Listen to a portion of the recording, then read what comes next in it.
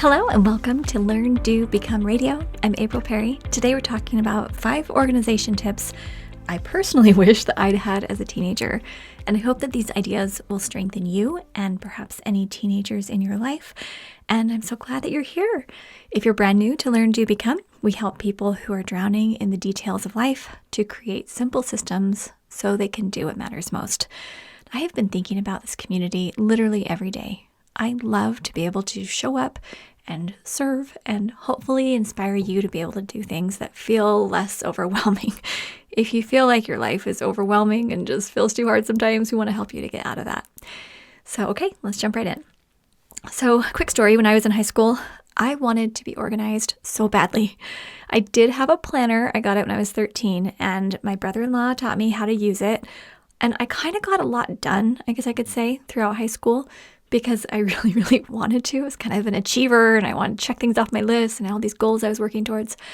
But I was pretty stressed behind the scenes. And it's just now as I'm, grown up and our children are now teenagers and some of them are young adults, that I'm getting out of that need to always be checking things off lists. And I wish I'd learned these things sooner to help me to be able to be a little more calm, not procrastinate so much, and be able to get the most important things done. Now, growing up with lots of piles in my house and clutter, it was fine in general because I had an amazing family and they were so loving and so kind, and our home was a safe, beautiful place to be. But I didn't know how to organize, and I really craved that mental freedom that I knew was possible because I had other friends whose homes were super organized and calm, and I had some friends who would just get all their work done in advance and they didn't procrastinate. And I just kind of wondered, how do you do that? So what I was doing instead was just making super long lists every day in my planner. And then I would try my best to just check things off, but I just typically ended up rewriting my list day after day after day and procrastinating pretty much everything and living in a state of, oh man, what do I need to do next? Now, I know not every teenager handles it the way I did. I kind of threw myself in and put myself into this flurry of action. I know a lot of teenagers just completely step out of it. They don't write anything down. They just kind of stop trying. And I know, at least in our local school districts, a lot of students aren't even going to classes. They kind of stopped caring at all. So I'm hoping that what I'm sharing today can help strengthen the parents of teenagers who at least want to learn some of the skills to make organization feel a lot easier. And now that I've been teaching this family-centered productivity and organization, helping people for more than a decade, I want to share these 5 things that I think would have made a difference. The reason this has been on my mind is because I was recently asked to teach a couple classes to local teenagers on how to get organized, and these are the things I shared with them. So, okay, let's just go into the 5 different tips here. Plus, I have an image, what I colored with markers.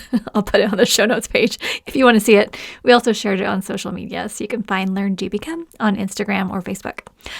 All right, number 1, follow the 2-minute rule. This is something I learned from David Allen, author of Getting Things Done, and it essentially says, if you can do something in 2 minutes or less, just do it. Don't write it down or put it off. So I started thinking, what are some examples of 2-minute tasks that most teenagers could incorporate, into this rule? And I have just 4 suggestions here. Something like text that friend to ask a question about the weekend plans or that homework assignment that you have a question about. Don't put it off. Just send a quick text. Check the hours of a store or a place you need or want to visit. Sometimes our kids would need to get something for a school project, or they'd want to go shopping or something, but they weren't sure when the store was going to be closing. Just checking it, then you can look at your calendar and figure that out. Or add something to your calendar, a deadline, an event, an activity, maybe when the school announces when the ACTs are, or, oh, hey, you have a paper due on this day. Just put it right on your calendar right when you hear about it, so you're not saying, oh, wait, I didn't know. Or order that book you need for your class project, or put it on hold at the library. 2 minutes. Oftentimes these things that we'll say, oh, I can do it later, we just do it. It's just going to take that stress off ourselves that we may feel in the future. Now, there are also routine 2-minute tasks that would have made my space so much cleaner growing up. Things like if I would hang up my shirt or jacket or pants, instead of just throwing it in the pile at the end of the day, I seriously remember having most of the clothes that I wore hanging over my desk chair and laying on my desk, which was also covered with books and papers and all kinds of stuff, so that when I was looking for something to wear, I'm just digging through piles. Another one is clear out your backpack or lunch bag right when you get home and throw the trash away. Anyone who has ever opened a bag and found rotting fruit or vegetables or something really gross in there understands. Just a quick clean out would have saved so much angst. Oh man. And then another one's just something like put your dishes into the dishwasher as soon as you're done eating. So what I would do growing up is we watched a lot of TV when I was growing up, and we would eat in front of the TV all the time. And our TV was upstairs. And so to get upstairs, you had to like go outside by the garage and then up the flight of stairs. And we would take up our bowls for cereal or ice cream or whatever it was we were eating. But then we never brought the bowls down. So pretty soon we'd be looking through the cupboards and there wouldn't be any bowls. And my mom would say, "Can you please go upstairs and get all of your bowls?" So we would walk upstairs and we would just fill our arms with just so many stacks of bowls and cups and all kinds of things. And by that point, they were so gross. And so this is how I grew up, just constantly digging through piles, looking for things, feeling behind, and feeling embarrassed if anyone ever came over because it was just such a mess. So this 2-minute rule can just make a big difference there. All right, number 2, identify next actions. So a next action, another awesome thing I learned from David Allen, it's the next physical, visible activity that will lead a project toward completion. The reason that I procrastinated so many school projects or extracurricular needs was because the multiple steps felt heavy. Learning to boil projects down to basic tasks that can be done in about 10 minutes, we call them microbursts here at Learn to Become, it has changed everything for me, and it helped our own teenagers to get moving when they were tempted to put something off. For example, back in high school, I had to write a paper on John Steinbeck for my English class. I waited until the very last minute, and then I spent the whole day in my bedroom writing as fast as I could. And I remember sitting in my room and feeling so angry that I had to spend so many hours writing about John Steinbeck. Sorry, John Steinbeck. But anyway, if I had just said, hey, my next action was to just get one article, skim it and annotate it, and identify which parts I'd want to include in the paper, I could have had that thing finished way in advance of the deadline. Another example is something like student council posters. I always waited until the night before to make them, and they didn't turn out so well if I did them on my own, or my dad would stay up super late with me, helping me get them done. Neither one of us got a ton of sleep. So a next action could have been something like, get out a sheet of paper and sketch what I want the posters to look like. Easy, right? One more example could include my college scholarship application. I waited until the last day to get it done, and then my mom had to overnight it to the university. She was so nice. I'm just seeing all these times my parents bailed me out, which I didn't appreciate it then. But a next action could have been something like, open the application and look at the essay prompts and just sketch responses for 10 minutes. Once we learn the art of identifying next actions, it's also helpful to use a weekly next actions list. And we talk about this a lot at Learn to Become. It can be digital or paper, but the key points are as follows. You have one list per week, and you try to get all of the next actions completed by the end of the week. If you don't complete them, either they don't actually need to be done, or you put too many on there, or they aren't really next actions and they need to be boiled down further, or you're resisting them so heavily that you may need to simply schedule them into your calendar and make yourself do them at a certain time. Also, the list is divided into contexts, which is where you are when you're getting them done. Now, my personal next actions list is where I have home, phone, errands, computer to discuss, and then I have one I call like education. For the students, I was thinking something like at school, home, running errands, on the computer, maybe a phone, like phone call, or that could also be using a smartphone, searching something on the internet while they're on a phone, and then to discuss, specifically things to discuss with parents. So I have a little picture you can also see on the show notes page if you want to look at that or share it with a teen. And then let's jump into tip number 3. Create morning, daytime, and nighttime routines. So routines provide structure for our lives, but we want to keep the list really short with only the most important things. And then we can start noticing how life starts to feel happier. So if I could go back in time, my routines list just would have looked something like this. I just put together something very basic based on my personality and my schedule and, the things that I was struggling with. So for morning, I put prayer, basic tidy of the bedroom, pack my lunch and book bag. Daytime and afternoon, empty the backpack, so stuff doesn't get all gross in there and the trash doesn't pile up.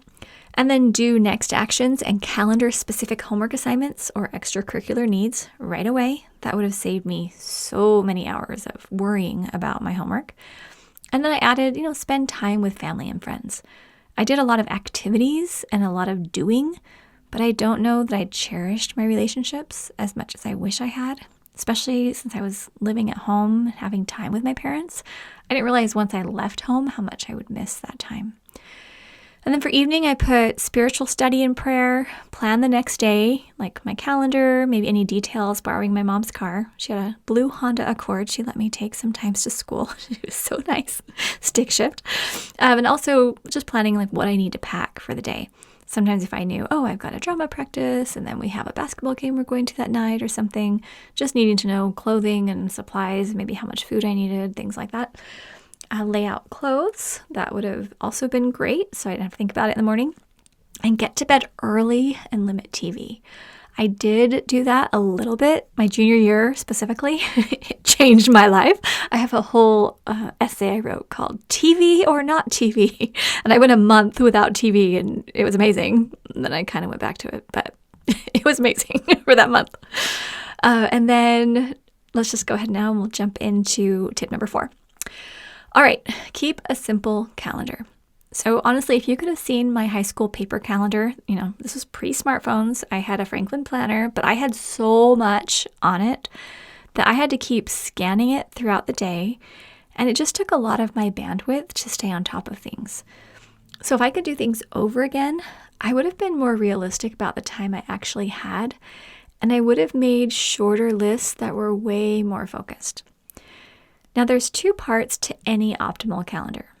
Part 1 includes actual appointments and schedule, things like I have drama club at lunch, or I have a drill team practice from 3 to 5, or I have a church group from 7 to 8:30. But part 2 includes flexible tasks that need to be done sometime that day, like call the counseling office, or make cookies for the event tonight, or type up the paper for English. Just having a very simple calendar that only has things on it that you have to do that day, and then you're going to work from that next actions list with other, 10-minute microbursts that will move your projects forward. And then, of course, we've got those very basic routines kind of folded in. That's going to give us a lot more breathing space. And this isn't just routines. This is for all of us. And tip number 5, write down and post key goals and projects. So first, just a quick word about goals versus projects. There's a lot of theories out there on how to best set goals. So I'm just sharing the simplest way I know that generates at least some positive results. I think of goals as just what you ultimately want, and I'll give some examples. And then the projects that you have on your plate are specific things that could be accomplished in a month's time or less that will move you toward what you want. So here's just a few examples of goals. Like graduate with a GPA of, blank, you fill it in. Get into blank university. Have a lot of fun with my friends and no regrets. Develop a closeness with God. Earn enough money to pay for my first year of expenses after high school. Have a strong, healthy body. And prioritize time with family. Now, these are just a few that I started out with. And you could make them, quote, smarter, where you've got deadlines and it's more measurable and that kind of thing. But for teenagers, I just think even if I'd had these things just written out, kind of general, some of them a little bit more measurable, it would have made a big difference for me. And then here are some corresponding projects that can be accomplished a little at a time to support those goals I mentioned. So something like complete my history assignment on time and earn at least a 93%. Explore the application for the university and figure out what I need to do to be accepted. Block out 2 to 3 activities this month with my favorite friends. Or establish a routine to pray, study, draw close to God for at least 15 minutes a day. explore a part-time job that I could do 10 hours a week, figure out 5 healthy lunch options that I could pack or, rotate through, or maybe look into joining a sports team, or talk with parents and plan at least one night of family time each week. Being able to prepare, some very simple projects, and we recommend, no more than 7 or 8 projects in a month's time. But when we're working on those specific projects and we know they're in line with our ultimate goals, then we feel a lot more focused, and it also prevents us from spreading ourselves too thin. I kind of got in a habit in high school of trying to achieve so much where it was like, I want to win all the points. I want to do all these activities. And some of those activities really weren't necessary for my goals. So if I could go back and edit, I just think I could have slept more. I could have been healthier, could have had more time with my family and friends, or just relaxed a little bit more. And, I'm not going to sit and live in regret, but I just think it's some good things to think about. And sometimes I get on my teenagers for relaxing too much. So I'm figuring it out. Okay. So I know, teenagers are often referred to as lazy or unmotivated or addicted to screens or crazy, etc. And I'm not saying teaching our teens how to get organized will suddenly whip them into action. That sounds great to us. I don't ever want to put pressure on our children to try to live up to some expectation that we have.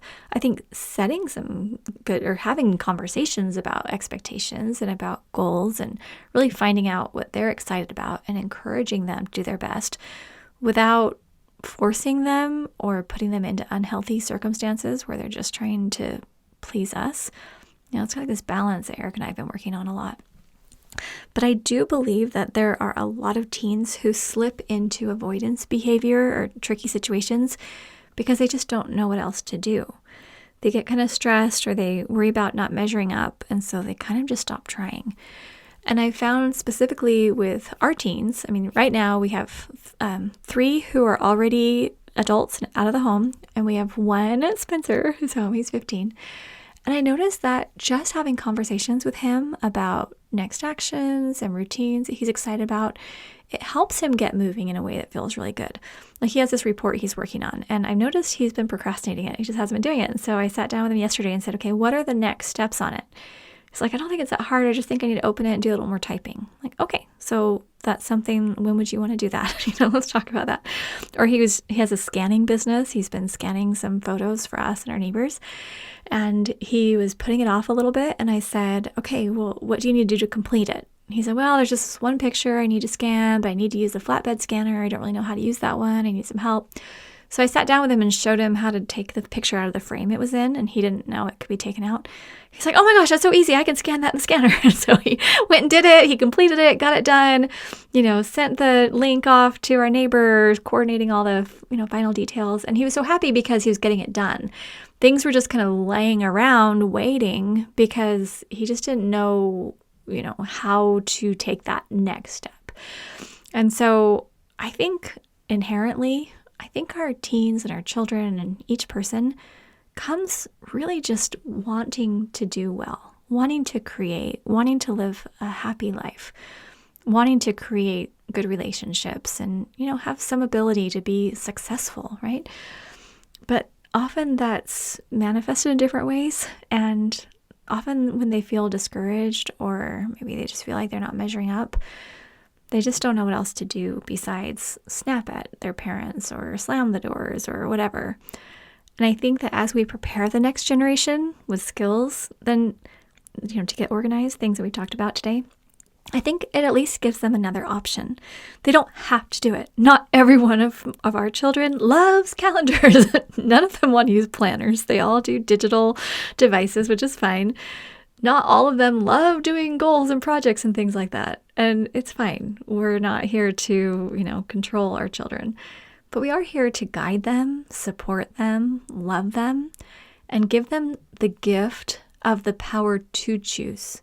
Because at least if they know how to clean something, how to use a calendar, how to set goals and identify projects and next actions and routines, now if they need more support, we're there to, provide a little more structure if needed, or they can fall back on the things that they did learn at some point.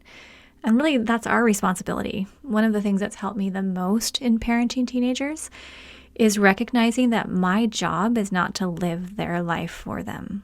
My job is to lovingly teach and, have consequences in place if rules are broken or things like that, so they know that there's some structure. But if I'm there to love and teach and support and make sure that they have, those parents there that love them, then their choices are their choices. And as I've learned how to make that separation, I just feel so much more peaceful and calm around our children. And I feel like I can actually enjoy my time with them. Okay, I think that's all for today. Come to the show notes page if you would like to see a written version of this. Maybe you want to sit down with your teenager and go over it together. Maybe your teen wants to listen to this podcast. If so, hello. I hope you're doing great. We're so proud of you. Okay, talk to you soon. Have an amazing day. We'll see you at learndobecome.com.